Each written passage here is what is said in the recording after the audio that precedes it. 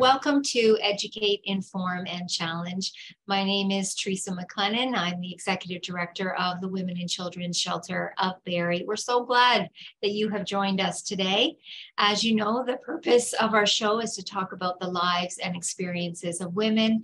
We do talk about gender-based violence, human trafficking, but we also like to talk about women in business, politics, skilled trades. And we also like to, of course, provide opportunity to update our community about what's happening right here in the shelter.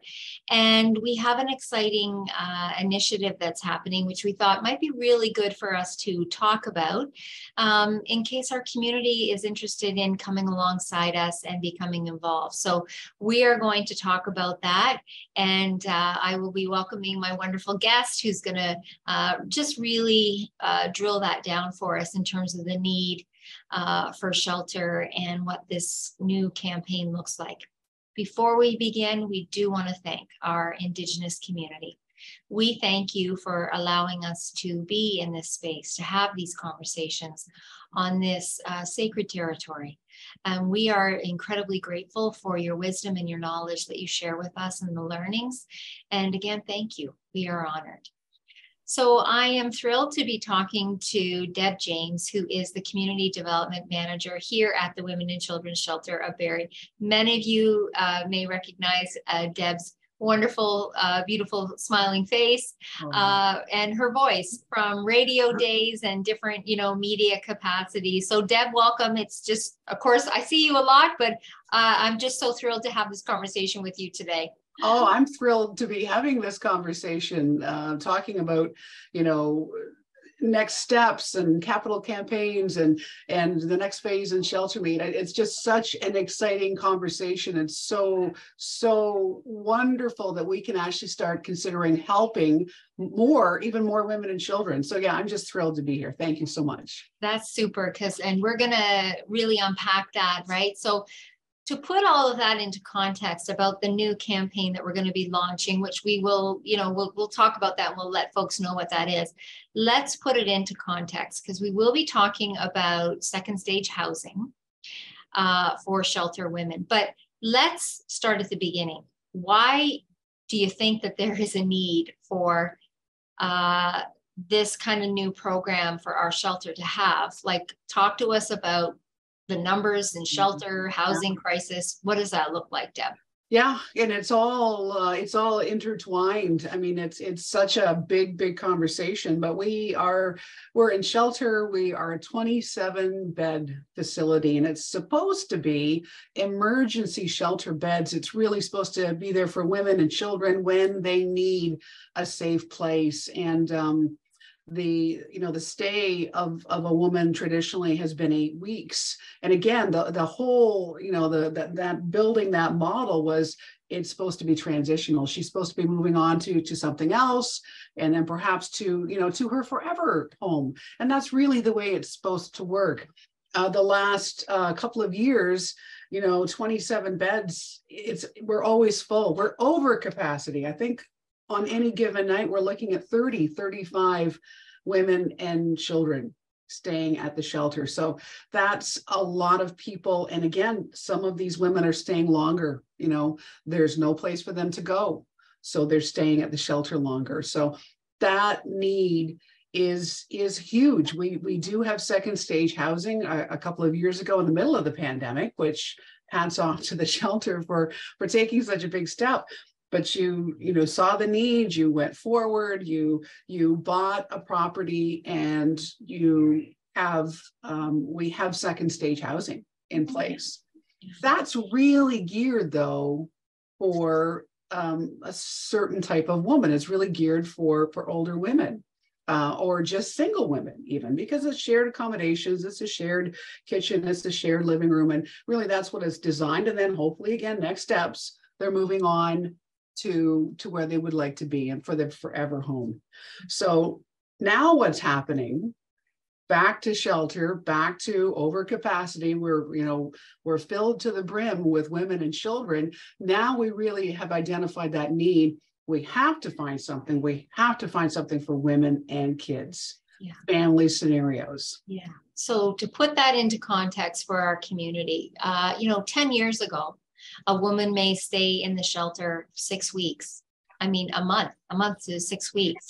And what we have seen is a continual progression over the last 10 years. And of course, our shelter has been in existence for over 42 years now.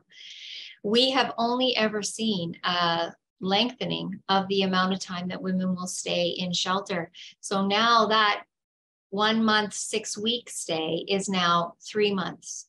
And if you are an immigrant or refugee woman, that stay can be well over a year, 2 years, because difficulties through the court processes in terms of status and immigration, women are not able to apply for Ontario Works. So therefore, they're not allowed to apply for Ontario housing. They can't get a bank account. They can't get a bank card. And so that whole process, in particular for immigrant and refugee women, is slowed right down. So we're seeing larger families coming into shelter, staying for a much longer time, and just a drastic increase in the amount of women and children overall that are reaching out and wanting our emergency services. So yes, we are only supposed to be a 27-bed shelter, but on any given night, we're like about 35. And that has not changed for us, even pre-pandemic. So even before COVID began, we had numbers that were in the 35s. So when we think about those numbers, right, how does having, because you said we already purchased one property, which has been hugely successful. Yeah. How will having second stage housing, and how has it, but thinking about our next campaign, how will that help our situation here in the shelter? It's going to allow us to continue to help the women in need who really need emergency services. And if somebody needs to leave an abusive relationship tonight, we're going to be able to help that woman and her kids. We turn away over 500, and I shouldn't say turn away, it's not turn away. We help them find other arrangements. We will reach out to our local shelters. We go to Aurelia, we go to Collingwood, sometimes back to Toronto. I mean, we work within the shelter system to make sure that woman is safe tonight, but we have over 500 women that will have to say, we don't have room tonight. So we really need to work on those beds, 27, 30, 35 beds, to make sure they're available for the women in need. So when we come up with an opportunity for, a family, a larger family, we've been seeing women showing up with 2, 3. There was a family with 5 kids recently. One was a newborn. So we're now going to be able to offer a family option. We have an option for a single woman, but now really we can hopefully continue to help a woman and her kids, and then move her to second stage housing, but continue to provide the supports and all the things that come with the shelter and our outreach services, and continue to really help her along that journey of getting the forever home. Yeah, and I think that's really helpful information, because there's so many folks in the community, of course, that don't even, have a knowledge about how the shelter system works, right? So, but for us we're only supposed to have 27, always at that 35 number really per night, right? If we have more second stage options, then ideally, and we have seen this with our current location, second stage, ideally, we can move women into that location sooner and free up emergency shelter space. So like you said, then we have room for a woman who's calling and saying, I need to leave because he's going to kill me. Yeah. We can bring her in. It never feels comfortable to us to have to say to a woman, I'm sorry, we don't have space, call us every day. And we will, as you say, work to find her somewhere else to go. But we want to try and create more supportive and safe and affordable housing for women, so our women can move from the shelter into that location freeing up more space here in the shelter, the emergency shelter. And that should really be the flow that happens, right? So I know we have about 5 minutes before we head into a commercial, but why is it important for our shelter to offer that second stage housing in particular? It's important for us because we just want to continue to be there, to continue to help. I mean, it's something that's been part of what we do every single day for 42 years, and being able to help this community and help the women and children in this community is such a big part of what we do. So we need to be able to continue that journey and be able to provide the level of support that we've been doing for so many years. And it's just that natural step. It's just time that we need to be able to offer more housing options and be able to continue to help the women and children in need on any given night. And I think it's a great point, right? Because we've been in the city of Barrie for over 42 years now, and we have a very specialized focus of service. All we do here at the Women and Children's Shelter is provide emergency shelter and outreach services for abused women and their children, including women experiencing human trafficking. We appreciate and we respect the many agencies in our community that also have their own focus in the work that they do, whether it be folks who are unhoused, mental health, addictions, involvement with the criminal justice system, and those agencies have very specialized services and a specialized team that provides that support. Mm-hmm. I feel, of course, because we've been doing this work for 42 years, that our special focus in our services is abused women and children. And so as a shelter, to be able to continue our services in the nature that we provide them is key, because we know how to support abused women and their children.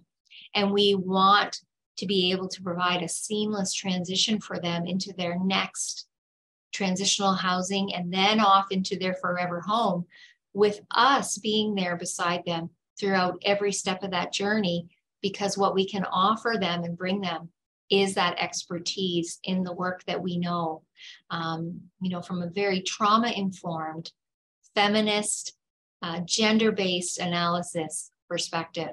And so we would add that to our transitionary home and how we would provide support to the women that are in that location. So anyway, there's a lot that we are going to talk about, right? I want to talk more about the housing crisis that's happening here in the city of Barrie, and just, more about the work that we do here. And then we're going to really dedicate some time to this new campaign and what that looks like. So we just really encourage our viewers to stay with us. We really love that we have an opportunity in this platform, of course, to showcase so many wonderful folks in our community and agencies, but it also allows us an opportunity to talk about our shelter and what's happening here for us, in the hopes that there will be some viewers who will really want to partner and come alongside us in the valuing of the work that we need to do here in our community. And I can tell you, before we go to a commercial, there continues to be an increasing need for shelter services and outreach services for abused women and children and human traffic victims in our community. Our community is not immune to the abuse of women. In fact, we have only seen an increase. So please stay with us, and we're going to continue on this conversation, this great conversation with Deb James, and we will be right back.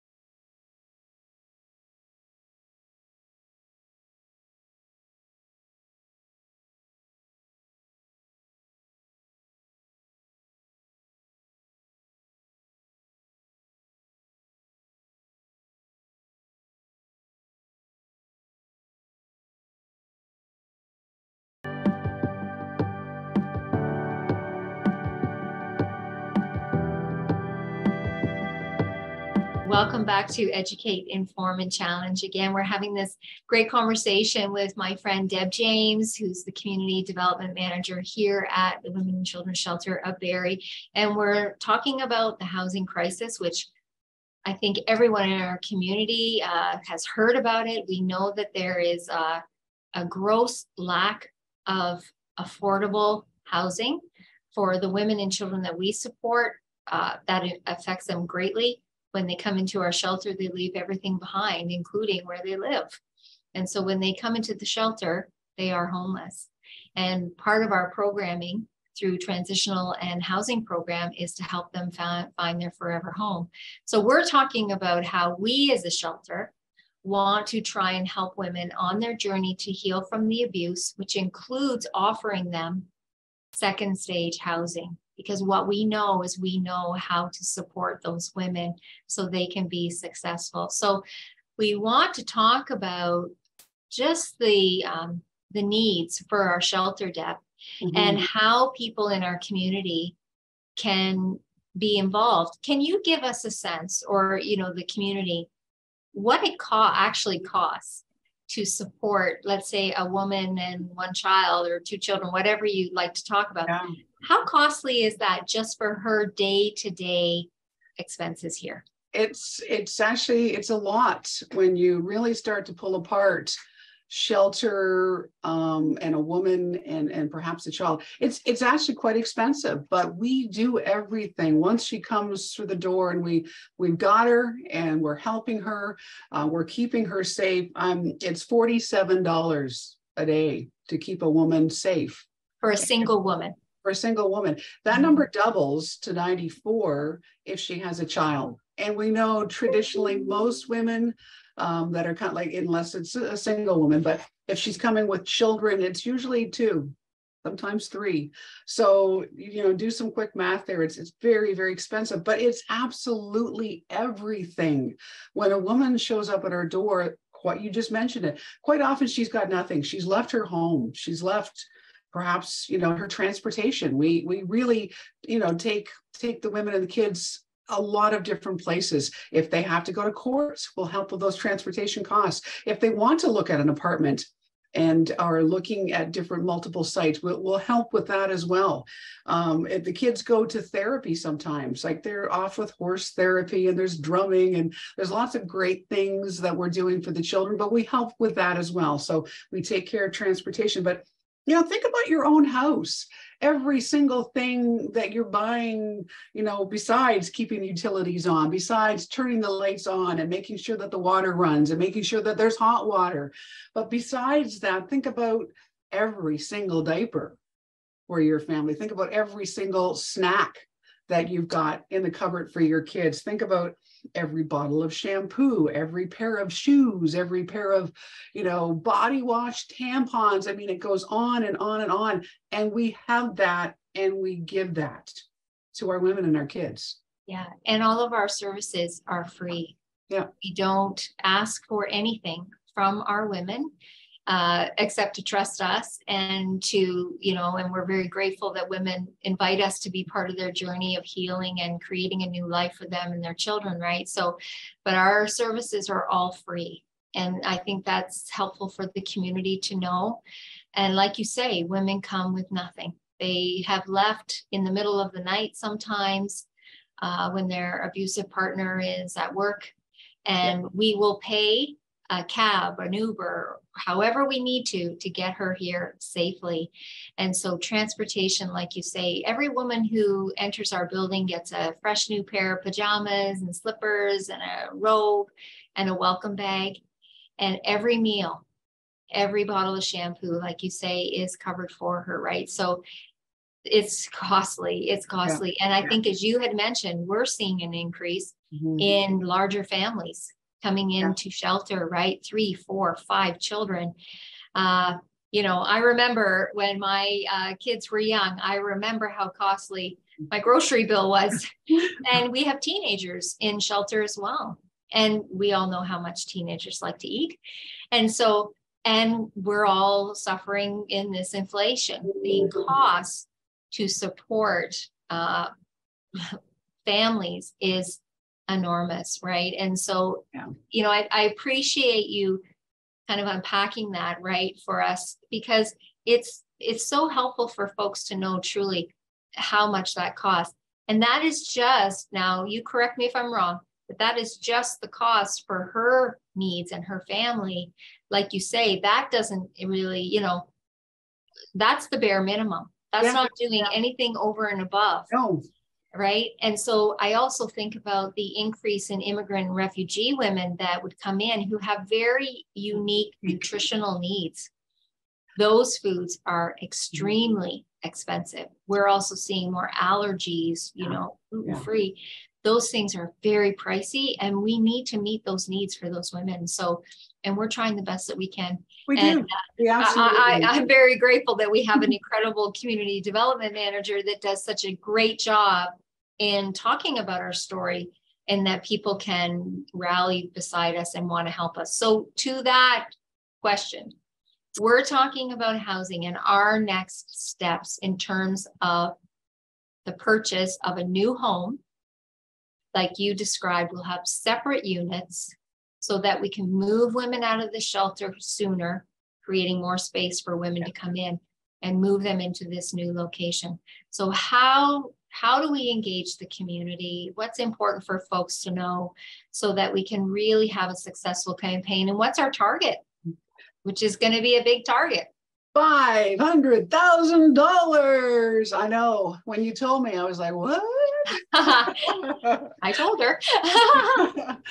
But it's so needed, and it's so easy to tell that story and talk about the need and the urgency. So our community's been great traditionally. You know, we've had so many big projects when we had to go before and start into the second stage housing story. For us, the community was amazing, and the fundraising came. So I'm going to tell myself the community is going to do the same thing, and they're going to help us again. But ways to do that, you know, community groups like there's Rotary clubs and Lions clubs, so many wonderful service groups that are so much about the community and feet on the ground and being part of this community. And they were always asking me, how can we help? How can we help? This is a great way. So just invite me to your next meeting. I'll come and talk and tell you about the shelter and about this next project. You can make a donation, you know, a larger company can make that into a team building kind of process and make a pledge to this wonderful new, you know, project for the Women and Children's Shelter. You can make a donation. This is something we were talking about recently, you know, the foundation of the shelter, and really our day in and day out, and being able to buy all the things that we need to buy for our women and for our kids and keep the lights on. That foundation comes from our monthly donors. So thank you to them for that. But this is just another way. You can sign up, you can become a monthly donor, and you can put it to second stage housing so that you know that money is being earmarked for exactly for that campaign, the next stage of Shelter Me. So there's so many different ways. You know, you can just go to the website right now and you can just click donate, and you can, you know, earmark the money that way as well. So really it's our hope is that by March of 2024, that we will have our property, will be ready. It's going to be furnished. The cupboards are going to be full. The hampers will be full with food, and women will be ready to move in with their kids. So we have some time, you know, reach out to me, contact me, we'll talk, we'll figure something out. You can have a fundraiser and, you know, say it's all for the new house for the Women and Children's Shelter. So I am always incredibly humbled by our community. You know, I don't believe that as a shelter, we need to provide everything for our women and kids, because I want them to be equipped to access the things that are available in the community, like food banks, or, you know, places that they can get cheap clothing, or, you know, whatever it is that they need to sustain themselves, right? That is the empowering, the equipping of women. And a big piece of that is, I know our community provides for each other. We have a very caring considerate, empathetic community. When we have had a need here in the shelter, our community rallies beside us, in front of us, behind us. They take care of us. We experienced that with our basement renovation we did. We experienced that with our first housing project. We experienced that incredibly during COVID.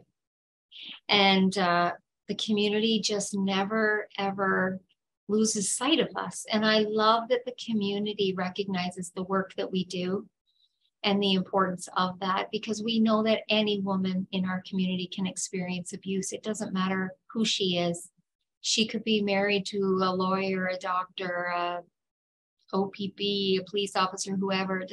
It doesn't matter. It doesn't matter about the status that she holds, right? And so I love that our community rallies around us and helps us, right? Yeah. And I also just want to speak to our community in terms of this campaign. You know, we have so many people in the community that will write me a note, and, you know, they might put $50 or $10, it doesn't matter in the amount, and write me this lovely note that just is so heartwarming. And, you know, I know that times are really difficult for folks, and I know that to make financial contributions can be very hard. We want you to know in our community that we appreciate $5. Yeah. We appreciate kids who do lemonade stands.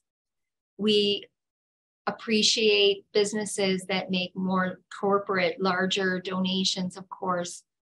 We know it's all relative, and we know that folks do sacrifice and they try their best to help us out. And we really, really appreciate that. So I think to say that there is no financial amount too small or too large, they all have such significance for us in terms of our appreciation.